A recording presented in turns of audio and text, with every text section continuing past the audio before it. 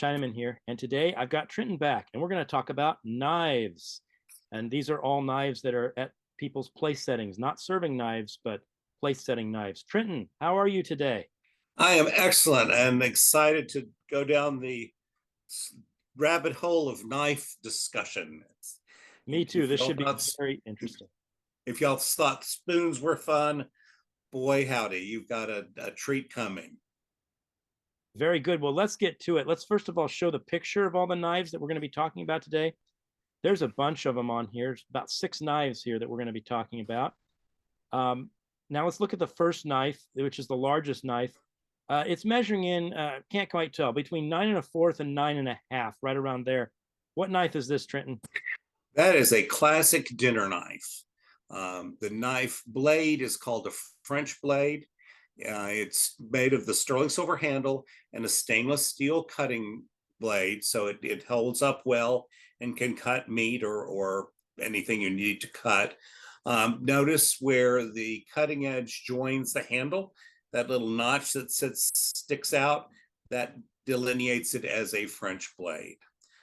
We can go ahead and talk about a tapered blade because most of the knives we'll talk about also came with tapered blade.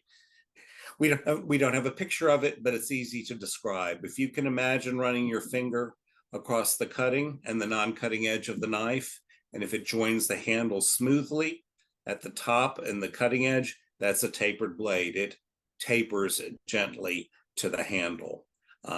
Usually that's a form that was started in the 30s, 20s, and you'll see it in most knives that are made today have the tapered blade. All right, thank you, Trenton.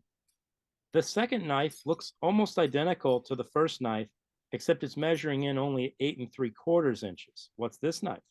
That is a luncheon knife. In the olden days, you would have luncheon and dinner. Luncheon, if you can imagine a ladies' luncheon with lighter meals, smaller portions. Even if you look at luncheon plates and china sets, everything is a smaller proportion. So the luncheon knife and the corresponding luncheon fork would be used for that. Nowadays, sometimes people will use it for an appetizer course or even use it to cut a salad if you're having a salad that needs a knife. I've seen many sets where they're missing the dinner knives and the corresponding dinner forks. They only have the luncheon size. Is that, you see that commonly the case where people have kind of gone the cheaper route and just gotten luncheon services and use them for dinner? Thrift is a good thing, and if they're serving dinner, I'm not going to quibble about what the type of cutlery is. But yes, people did save money, and the luncheon size. Some people feel luncheon is more pleasant to use in the hand. If you have, especially the English China patterns, the Wedgwoods, the Royal Crown Derbies, those plates tend to be larger, so the proportion of the dinner fork and knife looks better, but you can certainly eat anything with a luncheon knife. Conversely, some people like luncheon forks out for buffet because they're smaller and they don't fall off the plates. And so it gives you some flexibility. There's no judgment given. Many people would start with luncheon size and then add dinner size. Or if they only sit 8 people at the dinner table, they might have 8 dinner knives and forks and then 12 luncheon knives and forks for buffet and for bigger parties. All right, thank you. This third knife is a little more special now, a little less common, although it's still in a lot of sets. This one comes in at 7 3/4, and it's a flat knife. Can you tell us what this knife is? That is a fish knife, and it is designed when you're serving fish, especially if it's on the bone or not even necessarily on the bone.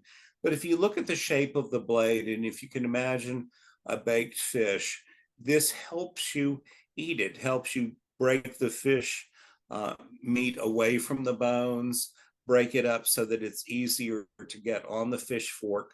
Fish forks themselves tend to be flatter so that you can pick up a flaky fish. It's really about flexibility and function with this. And it's especially if you serve a whole fish, that will let you can fillet it yourself at the table. Now, isn't it true though that fish knives came not only in the flat handle all silver, but they came in a hollow handle like our luncheon and dinner knives as well? Absolutely. But the blade would be stainless steel, but it would be a shaped blade like the shape, similar in shape to this all silver one. I tend to default to the all silver one because it's prettier. And then just I hope everybody's head doesn't explode. Sometimes you'll see the sterling silver handle and you'll see hollow handle with a blade that is shaped like the stainless steel blade, but that blade is actually sterling silver also, but it's a hollow handle knife. There are lots of possibilities with the fish knives. All right, thank you. The fourth knife here is probably um, one of our two rarest knives here today. It measures in at 7.5. Now, what is this strange looking knife here for?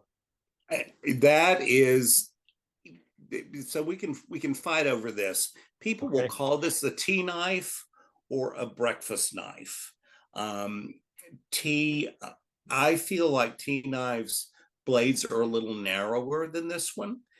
This particular blade is called a blunt blade, and if you look at the end, it's two parallel lines with almost a perfect half circle on the end. That is one of the oldest shaped blades. You'll see that blunt blade on dinner knives and luncheon knives from time to time. Um, Tea knives were literally for tea. If you were serving a clotted cream or something, you wanted to spread something on a tea sandwich, you could use this for that. There's also a tea fork that is out there that goes with the piece to be used in the same area. Yeah, we'll cover that tea fork in another video when we cover forks. So Absolutely, probably point back to this again at that point as well. of Um, course. yeah, very good. Thank you. Now, this is that same blunt blade that could also be on the older dinner knives and luncheon knives, correct? Absolutely. And blunt blades are can be stainless steel.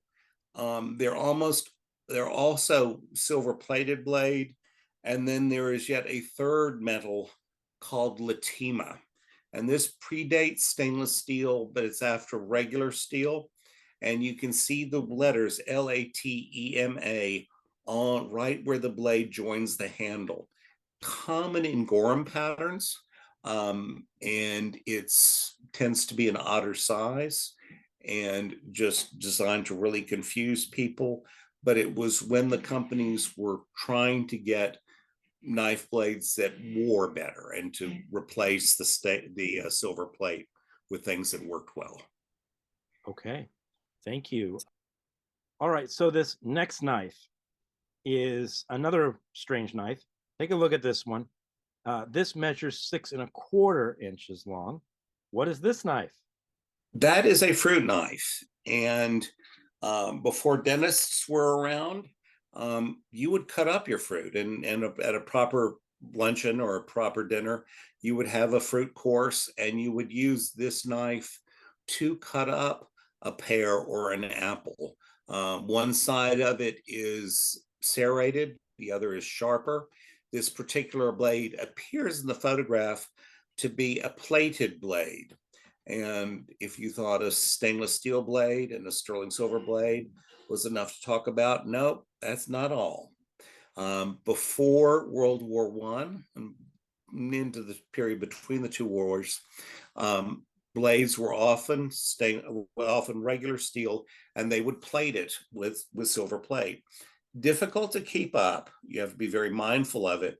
Never put a plated blade in the dishwasher. You'll see fruit knives, you'll see dinner knives and luncheon knives with the plated blades. And it's beautiful and really lovely.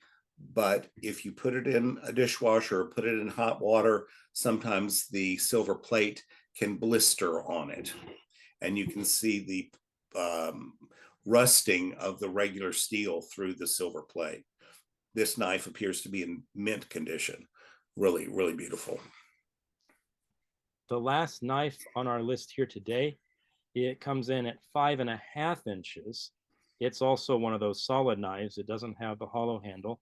What's this one? That is a flat handle butter spreader, and that would sit on the bread and butter plate at a formal table to use to spread butter on your biscuits or rolls. It's a beautiful piece. Companies often just went a little overboard with the decoration of the pattern into the handle, from the handle to the blade. It's just a lovely piece, and it really stands out well on a bread and butter plate. I have to say that going back to that blunt blade on the tea knife or breakfast knife, I really I typically have eaten off of either French blades or modern blades. I haven't really used blunt blades much, but I was at a tea the other day where I used a blunt blade, and it was a tea knife.